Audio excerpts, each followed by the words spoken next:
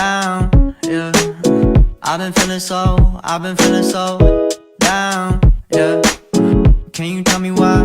Can you tell me why? Assalamualaikum warahmatullahi wabarakatuh. Kami dari kelompok 10 ingin mempresentasikan dalam bentuk video. Mulai dari perkenalan dulu kali.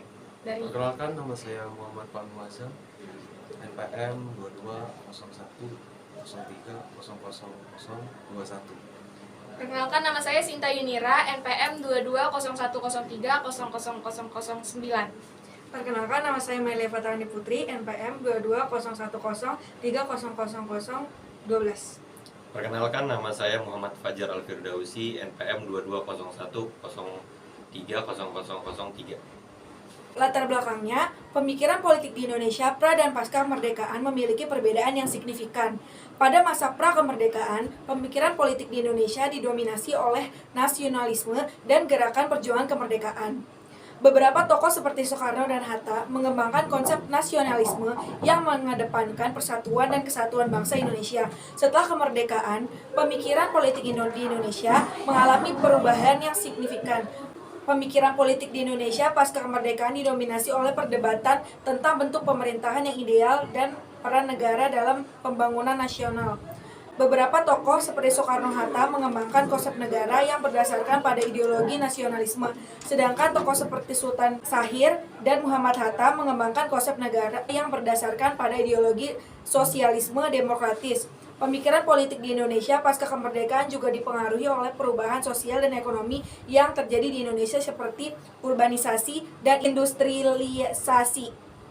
Pemikiran politik di Indonesia pada masa pra dan pasca kemerdekaan sangat beragam dan dipengaruhi oleh berbagai faktor seperti agama, nasionalisme, dan ideologi. Pada masa pra kemerdekaan, terdapat perjuangan-perjuangan yang dilakukan oleh para pahlawan nasional yang memperjuangkan kemerdekaan Indonesia, seperti perjuangan Diponegoro, Kartini, dan Soekarno. Setelah proklamasi kemerdekaan pada 17 Agustus 1945, Indonesia mengalami masa transisi yang ditandai dengan perumusan dasar negara. Pada masa ini, terdapat perdebatan mengenai konsep dasar negara yang ideal, termasuk dalam hal nasionalisme, agama, dan ideologi. Meskipun terdapat perbedaan atau perdebatan, akhirnya Pancasila yang diusulkan oleh Presiden Soekarno menjadi dasar negara Indonesia setelah disepakati oleh BPUPKI pada tanggal 1 Juni 1945.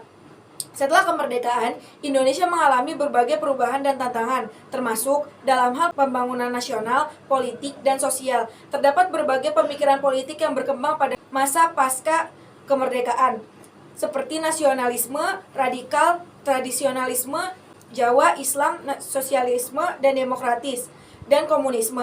Pemikiran-pemikiran ini mempengaruhi arah kebijakan politik dan pembangunan nasional di Indonesia. Dengan demikian, kondisi masyarakat di Indonesia pasca kemerdekaan adalah belum stabil, serta masih sangat kacau. Pasca diproklamasikan sebagai negara yang merdeka, tepatnya pada tanggal 17 Agustus 1945, kondisi masyarakat Indonesia belum stabil dengan masih sangat kacau baik dalam bidang sosial, ekonomi, maupun politik. Rumusan masalah, apa saja pemikiran politik yang muncul pada masa pra-kemerdekaan Indonesia? Bagaimana peran pemikiran politik pada masa pasca kemerdekaan Indonesia? Siapa tokoh pemikiran politik yang berpengaruh pada masa kemerdekaan Indonesia? Bagaimana kondisi rakyat Indonesia pada masa pasca kemerdekaan? Peristiwa apa yang terjadi setelah masa proklamasi usai? Dan tujuan agar dapat mengingat kembali mengenai hal yang muncul pada masa pra-kemerdekaan Indonesia, agar dapat mengingat pula bagi peran politik pada masa pasca kemerdekaan Indonesia, agar dapat mengingat siapa saja tokoh yang berperan penting pada masa pasca kemerdekaan Indonesia, agar kita dapat mengenang kembali kondisi para veteran dan pahlawan kita terdahulu pasca masa kemerdekaan Indonesia, dan agar kita lebih mengetahui peristiwa penting apa yang terjadi setelah dibacakannya proklamasi. Manfaat, kita dapat mengingat perjuangan para pahlawan negara pada pasca masa kemerdekaan, supaya kita lebih menghargai para pahlawan yang telah berjuang memerdekakan Indonesia. Pembahasan, menurut Ar-Rahman Zainuddin, Yang dimaksud dengan pemikiran politik adalah bagian dari ilmu politik yang menghususkan diri dalam penyelidikan tentang pemikiran-pemikiran dalam bidang politik.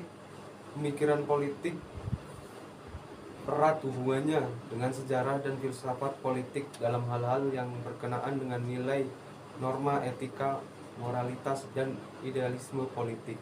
Dalam pandangan Nazaruddin Saidin, pemikiran politik adalah suatu bidang yang sangat menarik di dalam ilmu politik. Ia membawa kita tidak saja kepada pemahaman seorang pemikir terhadap sesuatu masa politik yang menjadi pusat perhatiannya, tetapi juga sering menghadapkan kita pada suatu debat antara pemikiran tersebut dengan para pemikir lainnya. Malah tidak jarang pemikiran politik menampilkan perbincangan antara seseorang pemikir dengan masyarakat secara keseluruhan. Pemikir politik pra dan pasca kemerdekaan.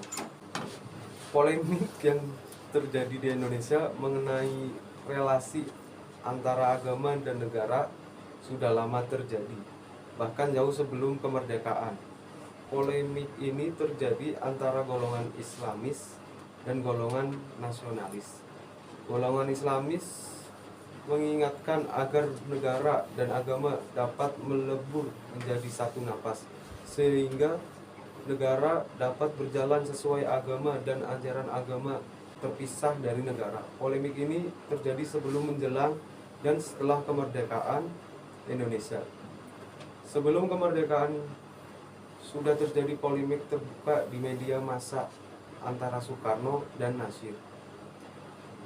Menjelang kemerdekaan, golongan Islamis dan nasionalis terlibat perdebatan sengit terkait dengan penentuan bentuk negara yang akan dirumuskan di dalam Undang-Undang Dasar 1945. Perdebatan sengit terulang kembali di dalam konstitusi dan yang terakhir pada amandemen Undang-Undang Dasar di era reformasi.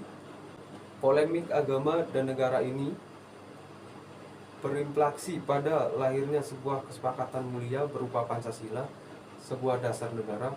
Konsep Pancasila menjadi sintetis dari ideologi yang bersembarangan mengenai relasi agama dan negara. Selain itu, dalam isi atau batang tubuh konstitusi, polemik ini berimplikasi lebih lanjut pada pengakuan negara terhadap eksistensi agama-agama tertentu. Perlakuan secara sama terhadap semua agama yang diakui. Pemberian jaminan kebebasan penduduk untuk memeluk dan menjalankan ajaran agama, pengakuan dan penghormatan hak-hak asasi yang mempertimbangkan nilai-nilai agama dan perkembangan pendidikan nasional yang berbasis dan berorientasi. Lalu yang selanjutnya ada aliran pemikiran politik pasca kemerdekaan. Herbert Reed dan Lance Kessler menyebutkan ada 5 aliran politik Indonesia antara tahun 1945 hingga 1965. Kelimanya adalah komunisme, nasionalisme, radikal, sosialisme, demokratik, Islam, Islam tradisional, dan Islam modernis. Reed dan Kessler mengambil sampel berdasarkan hadirnya 4 partai politik besar pasca pemilu 1955, yaitu Partai Nasionalis Indonesia, Masyumi, Nahdlatul Ulama, dan Partai Komunis Indonesia.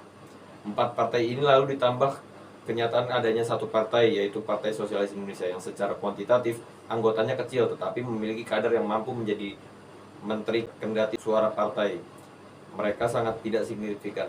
Mereka ini representasi aliran sosialisme demokratik. Lalu tokoh pemikir politik masa kemerdekaan. Beberapa tokoh pemikir politik masa kemerdekaan Indonesia antara lain Soekarno, Muhammad Hatta, Sultan Syahrir, dan Muhammad Rom. Soekarno dan Hatta mengembangkan konsep negara yang berdasarkan pada ideologi nasionalisme, sedangkan Sultan Syahrir dan Muhammad Hatta mengembangkan konsep negara yang berdasarkan pada ideologi sosialis demokratis. Muhammad Rom juga memiliki pemikiran politik yang signifikan dalam konteks perpolitikan di Indonesia pasca kemerdekaan. Selain itu, pada masa prakemerdekaan, lahirnya partai politik di Indonesia merupakan aktualisasi dari aspek ideologi dasar. Dan beberapa tokoh seperti Pangeran Diponegoro dan Thomas Stamford Raffles juga memiliki pemikiran politik yang signifikan pada masa prakemerdekaan. Contoh dari beberapa tokohnya yaitu 1. Soekarno. Soekarno adalah pemikir sekularilistik yang memisahkan agama dan negara. Dalam beberapa kesempatan ketika menjelang Indonesia merdeka, Soekarno masih menekankan keinginannya untuk membesarkan Islam dalam negara Indonesia. Beberapa ungkapan yang dikutip di atas juga beliau dikemukakan dalam sidang BPUPKI pertama 1 Juni 1945 ketika beliau mengusulkan gagasan tentang dasar permusyawaratan perwakilan. Untuk pihak Islam, inilah tempat yang terbaik untuk memelihara agama. Saya pun adalah orang Islam. Maaf beribu maaf kalau Islaman saya jauh belum sempurna, tetapi kalau saudara-saudara membuka saya punya dada, melihat saya punya hati, tuan-tuan akan dapat tidak lain dan tidak bukan hati Islam. Dan hati Islam Bung Karno ini ingin membela Islam dalam mufakat, dalam permusyawaratan, dalam badan perwakilan rakyat. Apa-apa yang belum memuaskan kita bicarakan dalam badan perwakilan. Jikalau memang kita rakyat Islam, marilah kita bekerja sehebat-hebatnya agar supaya sebagian yang terbesar daripada kursi-kursi badan perwakilan rakyat yang kita adakan diduduki oleh utusan-utusan Islam. Dengan sendirinya, hukum-hukum yang keluar dari badan perwakilan rakyat itu hukum Islam pula. Malahan saya yakin jikalau hal yang demikian itu nyata, barulah boleh dikatakan bahwa Islam benar-benar hidup di dalam jiwa rakyat. Baru jikalau demikian hiduplah Islam Indonesia dan bukan hanya di atas bibir saja. Yang kedua, Muhammad Nasir. Islam dalam pandangan Nasir mempunyai cakupan pengertian yang sangat luas. Seluas dimensi kehidupan manusia itu sendiri, yang meliputi 2 kehidupan dunia dan kehidupan akhirat. Kehidupan dunia merupakan awal untuk memasuki kehidupan akhirat. 2 kehidupan itu tidak berdiri sendiri. Keduanya tunduk pada aturan-aturan Islam. Salah satu aturan Islam dan untuk kehidupan dunia adalah mengenai soal-soal ketatanegaraan dan politik. Ini artinya kedua soal itu mesti tunduk pada tuntutan Islam. Kewajiban tunduk ini didasarkan pada satu ayat Al-Quran yang menyatakan, "Hai orang-orang yang beriman, masuklah kamu ke dalam Islam secara keseluruhan." Perintah ini tidak dapat ditafsirkan lain kecuali dalam menentukan dasar negara termasuk ideologi politik. Mesti mendasarkan pada Islam sebagai bagian dari memasukinya secara kafah. Karena itu, menurut Nurholis Majid, kaum muslimin yang akan menentukan sesuatu sebagai ideologinya mesti didasarkan atas pertimbangan agama semata-mata untuk menghindari anggapan telah mempersempit dan memisahkan Islam sebagai dien. Kesimpulannya, pada masa prakemerdekaan, pemikiran politik di Indonesia diawali oleh bangkitnya nasionalisme modern pada awal abad ke-20, di mana sekelompok kecil mahasiswa dan cendekiawan menganggap bahwa masyarakat Indonesia saat itu sebagai masyarakat terbelakang dan mereka para cendekiawan menganggap diri mereka sebagai pemimpin di masa depan. Pada masa prakemerdekaan, lahirnya partai politik di Indonesia merupakan aktualisasi dari aspek ideologi dasar. Beberapa tokoh seperti Pangeran Diponegoro dan Thomas Stamford Raffles juga memiliki pemikiran politik yang signifikan pada masa prakemerdekaan. Selain itu, pada masa prakemerdekaan, gerakan nasionalis sebelum kemerdekaan juga memiliki pemikiran politik yang signifikan dalam konteks perjuangan kemerdekaan Indonesia. Pada masa prakemerdekaan, Indonesia mengalami perubahan yang signifikan dalam berbagai aspek kehidupan, termasuk dalam pemikiran politik. Pemikiran politik di Indonesia pasca kemerdekaan didominasi oleh perdebatan tentang bentuk pemikiran yang ideal dan peran negara dalam pembangunan nasional. Beberapa tokoh seperti Soekarno dan Hatta mengembangkan konsep negara yang berdasarkan pada ideologi nasionalisme. Sedangkan tokoh seperti Sultan Syahrir dan Muhammad Hatta mengembangkan konsep negara yang berdasarkan pada ideologi sosialisme demokratis. Pemikiran politik di Indonesia pasca kemerdekaan juga dipengaruhi oleh perubahan sosial dan ekonomi yang terjadi di Indonesia, seperti urbanisasi dan industrialisasi. Selain itu, pada masa kemerdekaan, Indonesia juga mengalami perubahan dalam bidang hukum dan politik, seperti reformasi hukum dan politik, dan perubahan dalam sistem pemerintahan. Pada masa prakemerdekaan, pemikiran politik di Indonesia dipengaruhi oleh berbagai faktor seperti kolonialisme, nasionalisme, agama, dan sosialisme. Para pemikir politik pada masa itu berjuang untuk memperjuangkan hak-hak rakyat Indonesia dari penjajahan kolonialisme Belanda. Salah satu tokoh pemikir politik terkenal pada masa itu adalah Bung Karno, yang memimpin gerakan nasionalisme dan merumuskan ideologi negara Indonesia, yaitu Pancasila. Ia juga memimpin perjuangan melawan penjajahan Belanda dan berhasil memproklamirkan kemerdekaan Indonesia pada tahun 1945. Setelah kemerdekaan, pemikiran politik di Indonesia mengalami perubahan signifikan. Indonesia menjadi negara demokrasi dengan sistem presidensial dan kebebasan berekspresi dijamin oleh konstitusi. Namun, pemikiran politik juga diwarnai oleh perjuangan melawan penjajahan baru, yaitu imperialisme dan neokolonialisme dari negara-negara barat. Beberapa tokoh pemikir politik terkenal pada masa pra-kemerdekaan adalah Soekarno, Muhammad Hatta, Sultan Jahir, dan Tan Malaka, dan juga Pramodya Anantatur. Mereka berjuang untuk membangun negara Indonesia yang merdeka, demokratis, dan berdaulat. Dalam perkembangannya, pemikiran politik di Indonesia juga melahirkan berbagai ideologi seperti Marxisme, Nasakom, atau nasionalisme agama komunisme, dan Islamisme. Ideologi-ideologi ini memengaruhi arah pada masa pra dan pasca kemerdekaan, dipengaruhi oleh berbagai faktor dan dipelopori oleh banyak tokoh pemikir politik terkenal. Pemikiran ini berjuang untuk memperjuangkan hak-hak rakyat Indonesia dan membangun negara yang merdeka, demokratis, dan berdaulat. Meskipun telah melahirkan berbagai ideologi, namun semangat perjuangan dalam membangun Indonesia tetap dijaga dan diteruskan hingga saat ini. Kesimpulannya, dalam mempersiapkan kemerdekaan Indonesia dan mempersiapkan apa-apa yang diperlukan oleh negara Indonesia, dipengaruhi oleh pemikiran-pemikiran politik para tokoh yang memperjuangkan kemerdekaan Indonesia. Masuk ada kaitannya dengan agama, bahwasanya dasar negara juga didasari oleh agama. Buktinya banyak tokoh-tokoh yang mencanangkan dasar negara itu berdasarkan agama, tapi tidak hanya agama Islam, tapi dari berbagai macam agama, karena Indonesia ini adalah Bhinneka Tunggal Ika.